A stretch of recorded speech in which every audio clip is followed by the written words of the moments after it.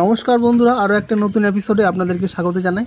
আর থাম্বনেলটা দেখে নিশ্চয়ই বুঝতে পেরেছেন অনেক দিন পরেই ভিডিও দিচ্ছি, সময় পাচ্ছি না আমার বিভিন্ন কাজের জন্যে। তো বিকেলবেলায় আমি যখন ছাদে এসেছি তখন দেখি সাপটা দুবার এসছে, আমি দুবার তাড়িয়ে দিয়েছি সাপটাকে। তো সন্ধ্যাবেলা আমার একটু ডাউট ছিল, আমি এর জন্য জাল দিয়ে গেছি, আর চারিদিকে জাল দেওয়া আছে, সাপটা ঢুকেছে। তো এই সাপটাই প্রত্যেক বছর অন্তত 4-5 বছর ধরে আমার লফটে ঢুকছে, আর আমি একে প্রত্যেক বছরই ছেড়ে দিচ্ছি, বার করে দিই। আমি ভেবেছিলাম যে এবছরও ছেড়ে দেবো, এবারও ছেড়ে দেবো। বাইরে দেখুন পুরো অন্ধকার হয়ে গেছে।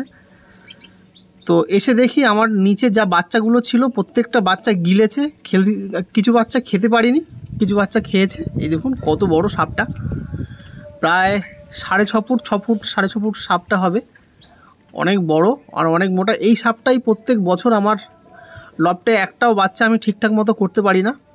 এই সাপটাই প্রত্যেক বছর এসে আমার বাচ্চাগুলোকে মেরে দেয়।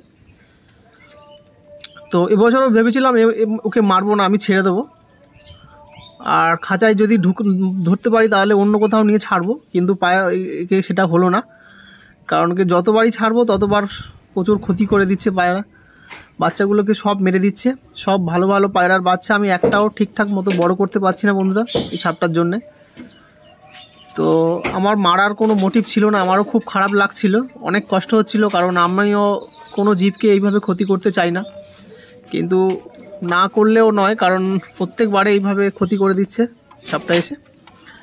আর দেখুন সাপটা প্রায় 6.5 ফুট, মানে এই সাপটা অনেক দিন ধরেই আসছে, প্রায় 5 বছর ধরে আমার এইভাবে নষ্ট করছে বাচ্চাগুলোকে।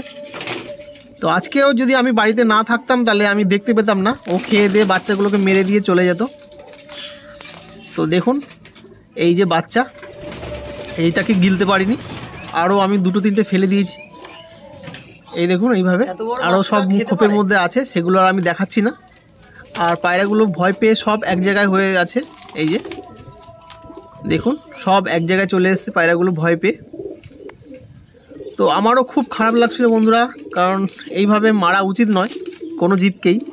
ও তো জানে না, ও বুঝতে পারিনি ও খিদের জন্য চলে এসছে, কিন্তু আমি যদি ছেড়ে দিতাম, ও খাঁচার মধ্যে ঢুকলে সাপটা আমি অন্য জায়গায় নিয়ে ছেড়ে দিতাম, কিন্তু সে সময় হয়নি, কারণ আগেও অনেকবার এরকম হয়েছে আমার সাথে।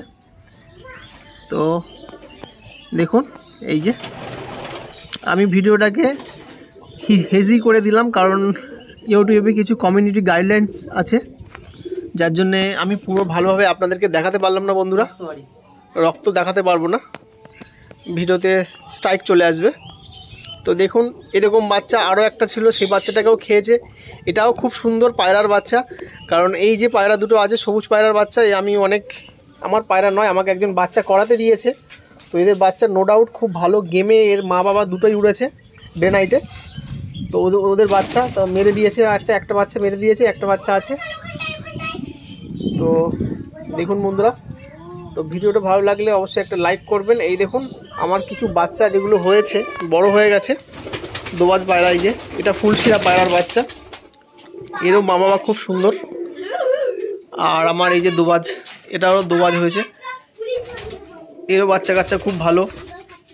তো যাই হোক বন্ধুরা, ভিডিওটা কেউ খারাপভাবে নেবেন না, কারণ আমার সাথে কি হচ্ছে সবাই জানেন, যে প্রিয় পায়রা যখন নষ্ট হয়ে যায় তখন খুবই খারাপ লাগে, খুবই দুঃখ লাগে। আর শখের পায়রা যখন মরে যায় বা কিছুতে যখন নষ্ট করে তখন প্রচণ্ড রাগও হয়। আর দেখুন এখানেও ডিম আছে। তো অনেক দিন ধরেই আমার কোনো বাচ্চা উঠছে না, আগে পাখিদের নষ্ট করতো, এখন সাপে নষ্ট করে। যাই হোক বন্ধুরা, দেখা হবে পরের ভিডিওতে।